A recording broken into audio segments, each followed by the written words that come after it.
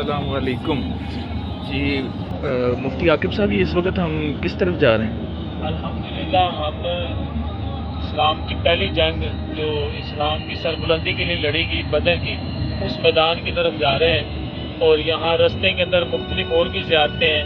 پیر روحہ کا مقام آئے گا اور پیر شفا، جہاں پر آقا علیہ السلام نے اپنا لعاب دہن جس کنویں میں ڈالا اور وہ شفا کا پانی بنا اور اس کو پینے سے کئی بیماریاں ٹھیک ہو جاتی ہیں۔ پھر وہ جبل ملائکہ آئے گا، یعنی وہ پہاڑ آئے گا جہاں پر مسلمانوں کی امداد کے لیے قرآنی واقعہ ہے، قرآنی نص سے ثابت ہے، فرشتوں کا نزول ہوا۔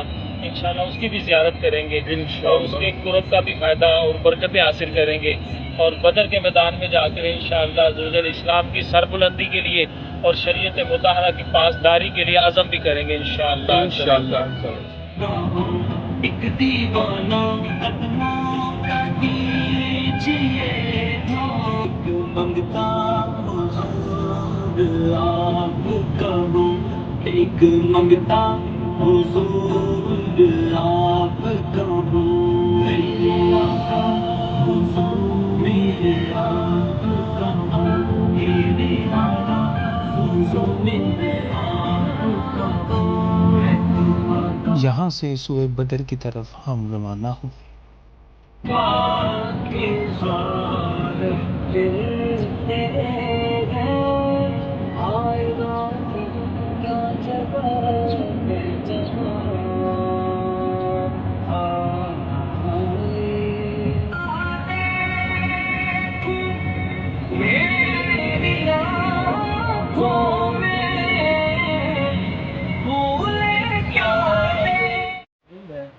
جہاں پر نبی پاک صلی اللہ علیہ وسلم نے اپنے مبارک انگلی کے ساتھ اشارہ کیا تھا کہ فلاں کافر کل یہاں مرے گا، فلاں کافر کل یہاں مرے گا۔ اللہ اکبر۔ تو وہ پیچھے دیکھیں، مفتی صاحب دکھائیے گا، وہ اس طرح وہ نشانات بھی موجود ہیں۔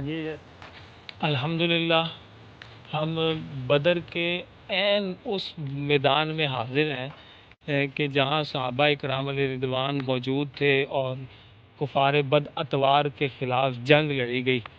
میں اور مفتی غلام قادر صاحب ابھی یہاں پر حاضر ہوئے، اور اس آقا علیہ السلام کی دور کا فرعون ابو جہل کو جس کنویں میں قتل کیا گیا، ہم اس عبرت کے لیے اس کو دیکھنے کے لیے یہاں پر حاضر ہوئے ہیں۔ اسی جگہ حضرت سیدنا صدیق اکبر رضی اللہ تعالی عنہ نے آقا علیہ السلام کی حفاظت کی، یعنی گویا کہ محافظت کی، گویا کہ گارڈ ہونے کی حیثیت سے یہاں پر اپنے آپ کو پیش کیا تھا، اور نبی پاک صلی اللہ علیہ وسلم نے یہیں پر اللہ تبارک و تعالیٰ سے دعا فرمائی تھی کہ جب آقا علیہ السلام کو پتہ چلا کہ ہم 313 ہیں، 309 کی تعداد ہے اور یہ 1000 کی تعداد ہے، اور ان کے پاس تمام اسلحہ اور تمام ذرائع اور تمام سواریاں اور ہر طرح کا سامان موجود ہے، ادھر صحابہ کرام علیہ رضوان کے پاس بغیر اس طرح سمجھیے کہ جنگ کے ارادے سے نہیں تھے، سامان نہیں تھا، سواری کا پیدل چل کر آئے تھے،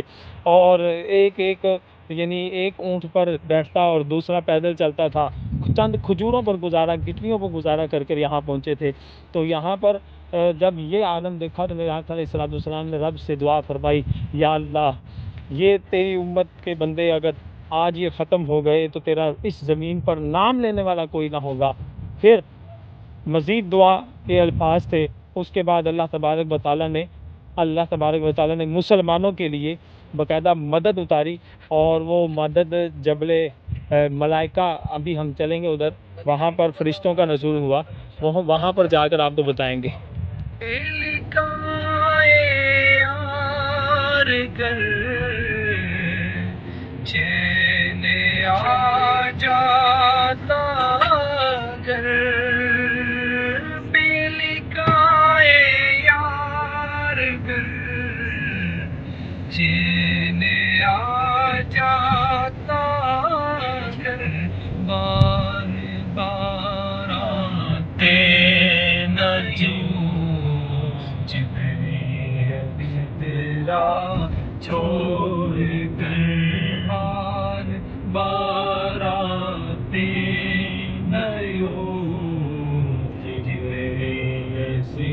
یہ والی جگہ ہے، یہ والی جگہ، یہ والا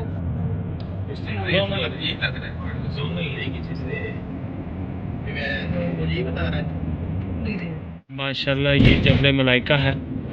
یہاں پر حضرت جبرائیل علیہ السلام کی سربراہی میں فرشتوں کا امداد کے لیے، صحابہ کرام کی امداد کے لیے نزول ہوا تھا، اور یہاں ہم اس کے قرب و جوار سے اس کی برکتیں لیتے ہوئے جا رہے ہیں.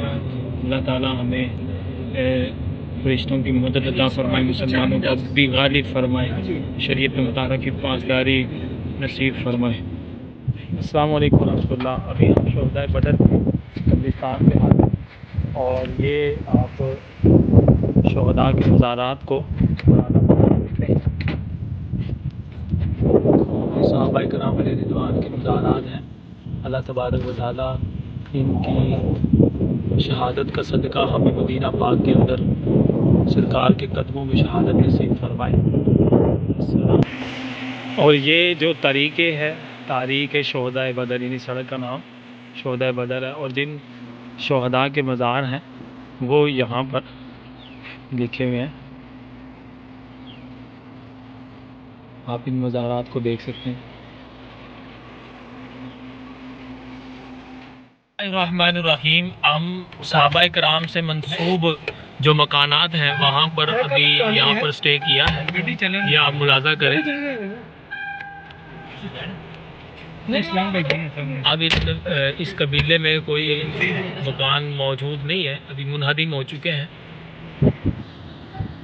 الحمدللہ رب العالمین. ہم اس مقام پر موجود ہیں کہ یہ صحابہ کرام علیہ رضوان کے مکانات کے نام سے منسوب جگہ ہے. پورا یہاں پر آگے ایک مقبرہ ہے، یعنی قبرستان بھی آباد ہے.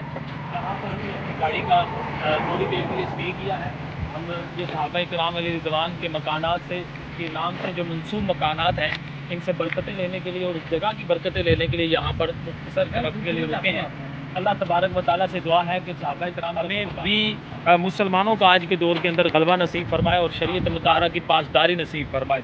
اور اللہ تبارک و تعالیٰ صحابہ کرام کی قربانیوں کا صدقہ مسلمانوں کو صحیح معنوں میں شریعت مطہرہ کی پاسداری اور مسلمانوں کی خواتین کو پردہ شریعت کا پردہ نصیب فرمائے. آمین.